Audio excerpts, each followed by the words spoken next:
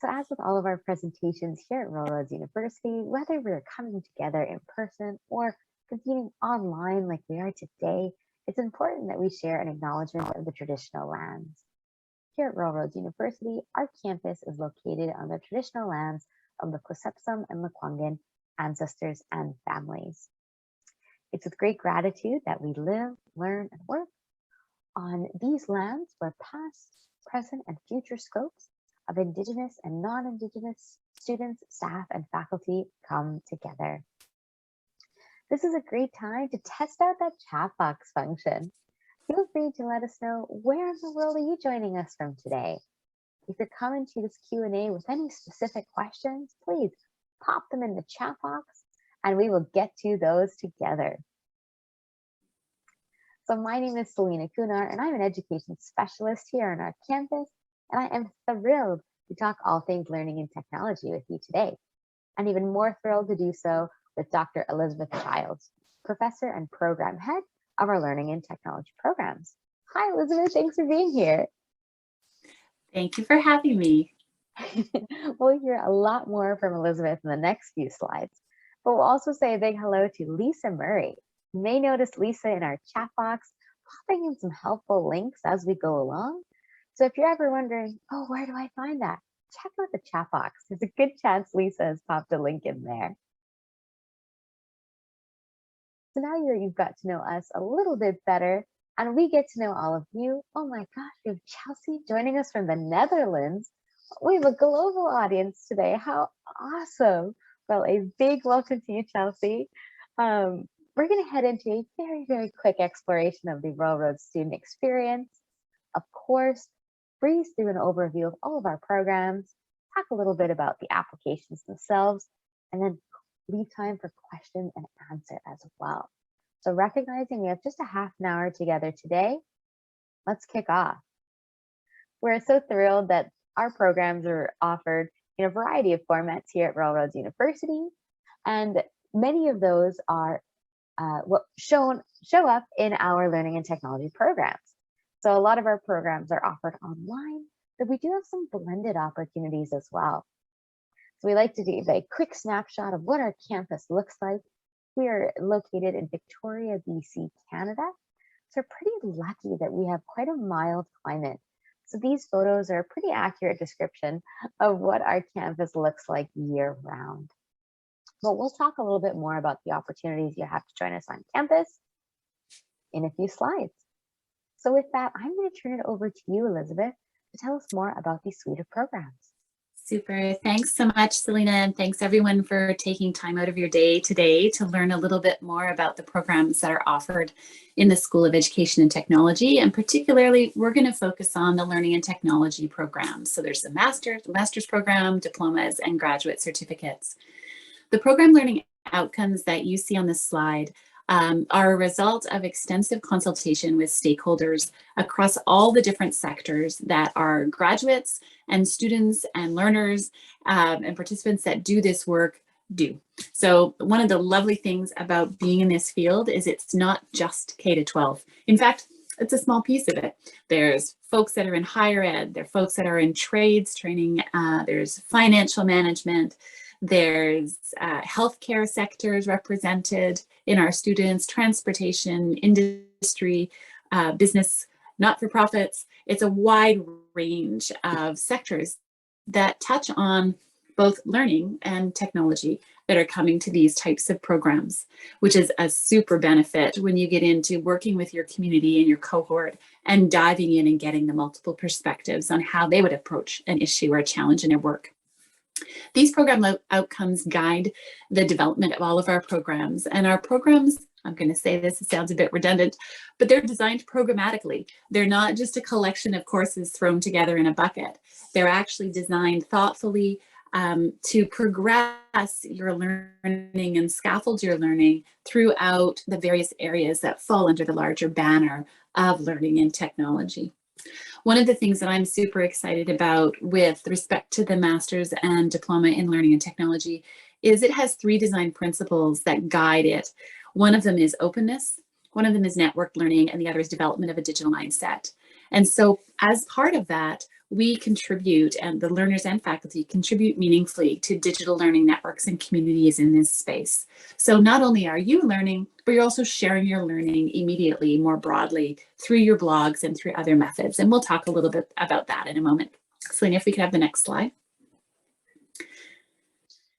So as I mentioned, we have all these different sectors that come into this space, into this quote unquote field of learning and technology. And they come from all over the country, all over the world. They're using different technologies, and they're working with different client groups to really art and the craft and the neuroscience of learning with the affordances of different technologies in order to impact positive and iterative change and growth in their settings. And so because at Royal Roads, we work with our learning, teaching, and research model, which Lisa, if you wouldn't mind popping in the chat, that would be awesome. If folks haven't taken a look at it, it's a really great document because it will give you a sense of what, as Lisa mentions, our signature pedagogy is for the institution. Every school takes it up slightly different, but one of the core pieces is that this is about real world learning, real world challenges, and real world change. And so all the courses, assignments, and activities that you do are really designed with that in mind. And the learning, teaching, and research model will give you a bit more depth there on that. Next slide, please. So I mentioned there are sort of 4 different programs in this suite under the banner of learning and technology. There's a Master's of Arts in Learning and Technology. There's a graduate diploma in Learning and Technology, which is a subset of the Master of Arts. And then we're going to work from the bottom up. There's a graduate certificate in instructional design. And we see people take this when they're looking for very specific content, but they're also not sure if they want a full master's degree or a full diploma at the graduate level yet. So this is sort of a nice entry point. And it then can connect into a diploma in technology enhanced learning and design, which has a few different courses than what you would see in the learning and technology program. So we'll just dive into those a little bit more. So starting with the certificate, as you can see, the length and duration there, it's 9 credits as a graduate certificate. And it's comprised of the 3 focus, so the 3 courses here. The preparatory courses you would do for any of these programs. One of them is around academic integrity, and the other is around building community and getting to know the institution, getting to know your colleagues, and getting to know the community you're going to learn with as you work through your program. In the certificate, you're really focusing in on 3 specific areas: graphic design, project management, not from the lens of a PMI institute, but from the lens of when you're designing instruction and you're tagged with instructional designer, that's your role. What are the peculiarities of project management that apply to you? What are you expected to step into when you're project managing instructional design projects or training and development projects?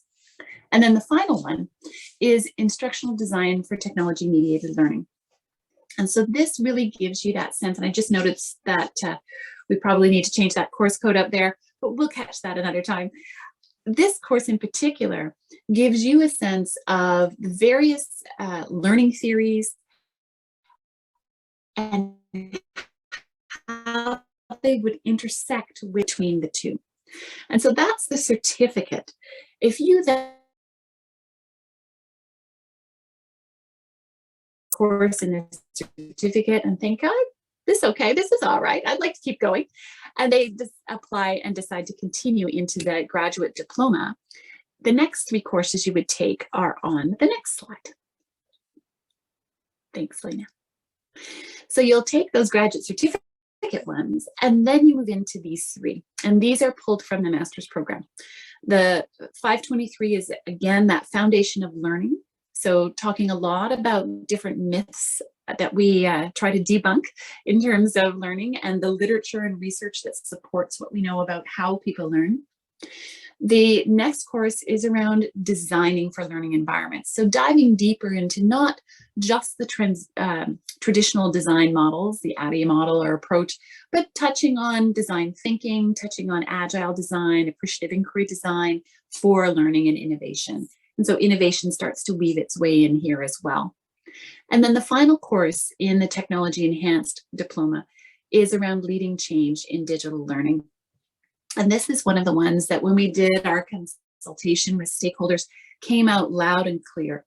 Historically in this work, it was quite common to have instructional designers be sort of on the other side of the door, and things got slid under the door and you did your good work and slid them back under. But now what we're seeing, and we were seeing this change in the field pre-pandemic, and it's been amplified with the pandemic, is people in these roles are leading change. They are the change makers. They are at the table having conversations about the impact of decisions around learning and technology on the learning of the organization. And so that's what this third and actually the sixth course in the diploma really focuses in on. So those are those two, certificate and then into the diploma for technology enhanced learning. When we move to the next slide, thank you, Selena, it gives you a sense of how the master's degree and the diploma in learning and technology intersect. So you can see those preparatory courses at the top, and then working your way down the bullet points, you'll see some familiar names from the technology enabled one, but you'll also see in this, if you were to do the diploma, it stops at the light blue, right? That's where it says foundation courses, 18 credits, that's the diploma. So you do your preparatory courses, and then you get into courses around digital learning environments, networks, and communities. What does it mean to work in these spaces? How do you develop a digital presence and identity in these spaces? How are networks and communities different? How would you design? What would you design for depending on your organizational needs?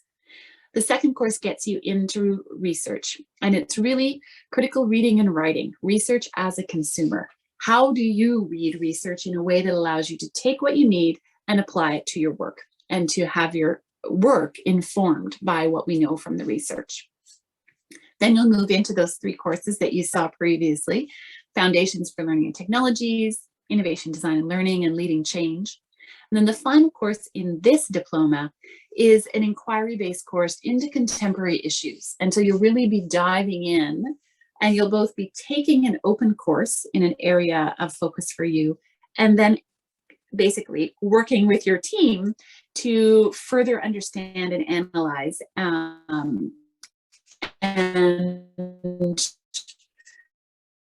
inquire into. You'll see in here, we don't have a course on financial modeling for online blended learning. That'd be an interesting course, but in this master's degree, we don't have that. We don't have enough room within the 33 credits of a master's.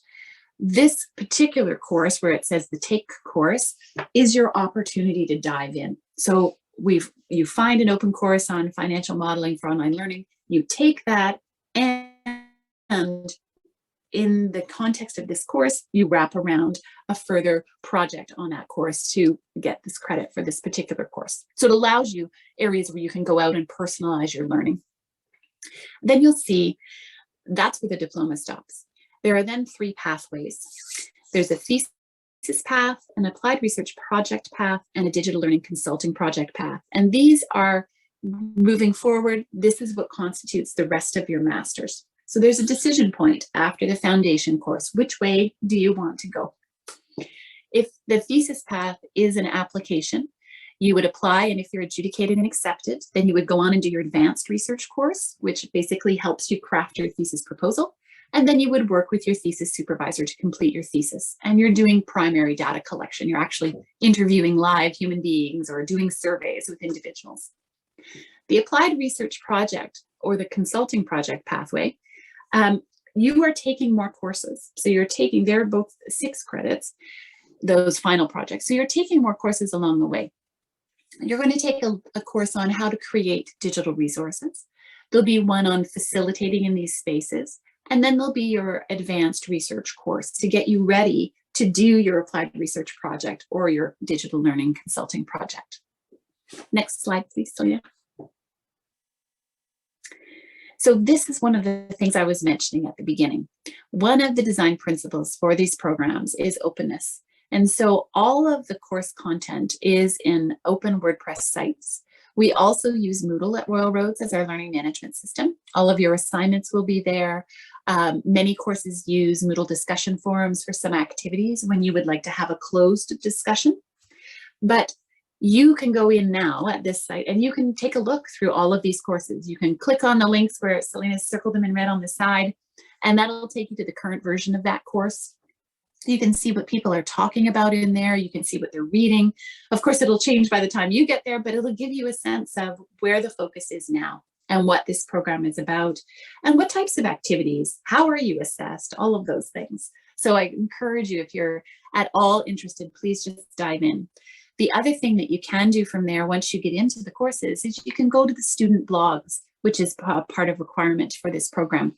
And you'll be able to see what people are blogging about and what they're sharing to their larger network, which is also an exciting place to take a look. Now, the next slide, please.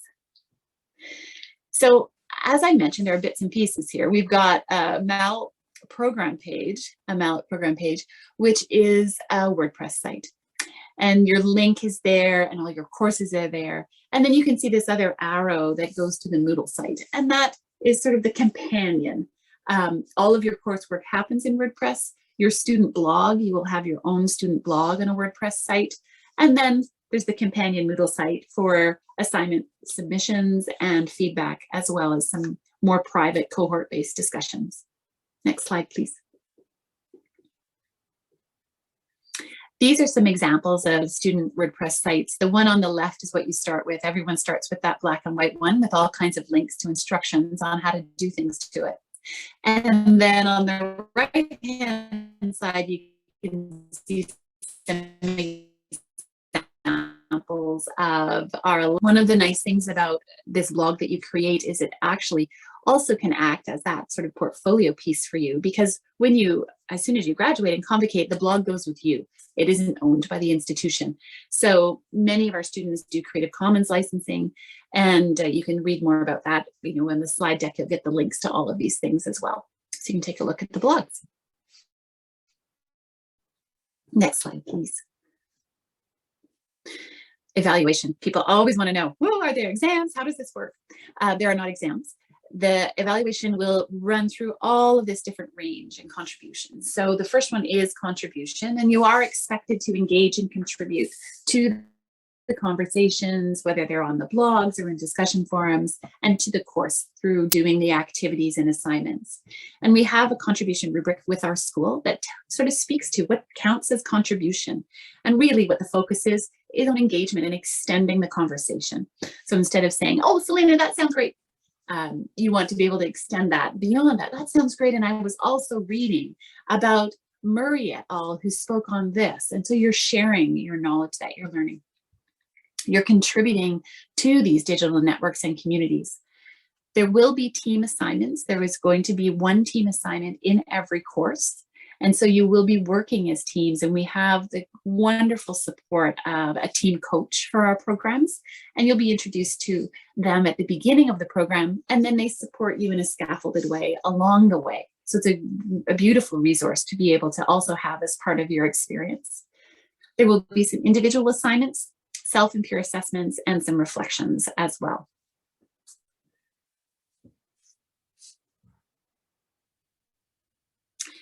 And this is I think my last slide before I turn it back over to Selena, but I would invite all of you to bookmark this on your calendars if you're free. It is absolutely open and accessible to anyone. It is free professional development. It's our annual virtual symposium. This coming year, it's April 11th to the 15th. And the link is there. You're welcome to join in. I'm in the process of confirming guest speakers and building the schedule now, so you'll see a lot of open spaces. But the other part about this is you'll also see the symposium schedule from the past 6 years. And so all of the recordings are there on a variety of topics. There's experts in the field speaking. We have a track that are stories from the field, which are people that actually do this work every day in a wide variety of settings. And so they come and speak on the work they're doing. And then we also have our student track. So we have people that present on their thesis project or their applied research project or their digital consulting project. So you'll be able to get a sense of the end in mind if you're thinking about the program. Please feel free to share this link widely. The more the merrier. And you're welcome to come and join in any sessions that are relevant to you and pass along the links that would be useful. Next slide, please. And I think it's back to you, Selena. It is. Oh my gosh, thank you so much, Elizabeth. We gave you such a short amount of time to cover a lot of ground. And I think you did a wonderful job giving us a real lay of the land in terms of learning and technology here at Rural Roads. We have just a few minutes left, so I'm going to encourage anyone who has questions to pop them in the chat box. We have a few slides here. We're going to walk through the admission requirements, what applying actually looks like, and sharing some student resources. But I'll time myself based on how many questions I see pop up in the chat box to make sure we have time to answer those questions. So my chat box is open, but let's keep on going. So admissions, what does admissions into these programs look like? As Elizabeth shared, because these programs are so beautifully integrated and built up together, our admission criteria, whether it's for the graduate diploma in learning and technology or the Master of Arts in Learning and Technology, they're the one and the same. And that's because so many of our learners who enter our programs in that graduate certificate or graduate diploma stage, they fall in love with the learning, they fall in love with their cohort, and they want to keep on going. They want to make sure that everyone in those classrooms has the same basis, same level of experience to help support them through the journey. So for standard admissions, we look for a 4-year or comparable undergraduate degree from a recognized post-secondary institution, as well as at least 3 years of a professional experience in leadership or management position that is directly related to the program of interest. I'll note that when we ask for leadership experience, that can be many things. So it doesn't necessarily have to be position of leadership where your title dictates manager, director. Instead, we're looking for your experience in roles where you find yourself consulting, negotiating, or managing diverse interests through relationships in a complex environment, roles where you're leading others towards shared goals or outcomes, roles where you find yourself influencing, organizing, or coordinating groups of people. So if you have any questions about what in your personal, professional, or academic experience could look like in terms of leadership, connect with us, please. Looking at flexible admissions. So flexible admissions is for those folks who may not have a traditional academic background, but have been elbows deep in this field for a very long time. So flexible admissions are for those folks who will normally be required a minimum of 7 years of work experience, as well as a minimum of 2 years of professional experience in leadership and or management position that is directly related to the program of interest. Flexible admissions is assessed on a case-by-case basis, so if you have any questions about what it could mean for you, please do connect with us. We have a quick slide here to show you how exactly you go about applying. As with many things, starts with that online application, and then we look for some supporting documents. Our website is a wonderful tool to help you understand what documents we're looking for, why we're looking for those documents, and how you can submit those documents to our offices. So check out our website for more information. Upcoming intakes. Well, we are crazily right around the corner from 2022, which puts us not too far from our 2022 start dates. So if you're interested in pursuing the Master of Arts and Graduate Diploma in Learning and Technology, whether you're looking at our fully online or blended options, your start date is March 28th, 2022, putting your application deadline of December 28th, 2021. If you're interested in our graduate diploma in technology enhanced learning and design and our graduate certificate in instructional design, well, you're going to be starting in January 17th, 2022. And you'll note on our website that we're currently showing an application deadline of November 17th. Well, lucky for all of us, we are still accepting applications. So if you're interested in starting with us in January, please get that online application in, and we can help support you through the process to get you ready to go for that January start date. I'm just going to quickly flash this slide here, so it's in our recording for everyone to check out later today or when you're able to come back to our recording, we get some questions around financial aid. So here's the website, direct phone lines, and some of the different questions our financial aid offices can help you with.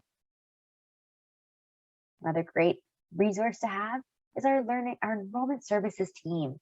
So Lisa, who we've met in our chat box, is just one wonderful example of this team on our campus who was able to help you navigate any questions you might have about the programs we talked today or others on our campus as well. So you can find Lisa and her team at learn.more at ruralroads.ca. And if you're joining us from outside of Canada, Lisa's counterparts in our international admissions and registration team would be more than happy to continue the conversation at learn.more.international@ruralroads.ca. So with that, we have come to a close on our formal presentation today. I'm going to bring down our slide deck here because I see we have some questions in the chat box. Selena, while you're doing that, I just noticed there's one about what kind of careers do we see our students or graduates going into, and I started typing, then it disappeared, so I'll just say it. We see lots that are already in their career, and this degree helps validate what they do. So they would be a training and development coordinator, training and development manager, learning designer, some role like that. Others that are taking this to then come into this space would do training coordinators. They might be instructional designers in higher ed, so working at an institution, a college or post-secondary institution, working with faculty as an instructional designer. We see some K-12 teachers who take it because they are looking for a path that isn't administration, but they want to move further along in their learning and growth. We see folks often in healthcare who are taking it because they are the radiologist on the floor, but now their job is to train others, and that's not their skill set. They learned radiology. They did not learn how to teach other people. And so they're taking it because they want that skill set about how do adults learn? How do I work with others who are learning? How do I design learning environments? So really a wide range. I hope that's helpful. Thanks so much, Elizabeth. Oh, and Chelsea shared great information. Thank you. Well, with that, I'm going to read 2 quick comments that Lisa left us in the chat box before we close out today. So Lisa shared that we can't not begin your application review until your documents are in, although we can usually work with outstanding items after the deadline. As we begin reviewing as soon as your application is complete, it's usually in your best interest to submit those documents as soon as you are able. So that is in reference to us sharing our application deadlines. Please, once an online application is in, it lets us know you're interested in the seat in the program. And then as Lisa shared, we can work together to get those supporting documents in. I'll also share that Lisa left a note that we encourage our applicants to chat with our amazing learning and technology alumni. These alumni can share their RRU experience and how they're applying their learning now. So please, if you're interested, feel free to email Lisa directly at lisa.murray@ruralroads.ca. So with that, Elizabeth, was there anything else you'd like to share before we close out today?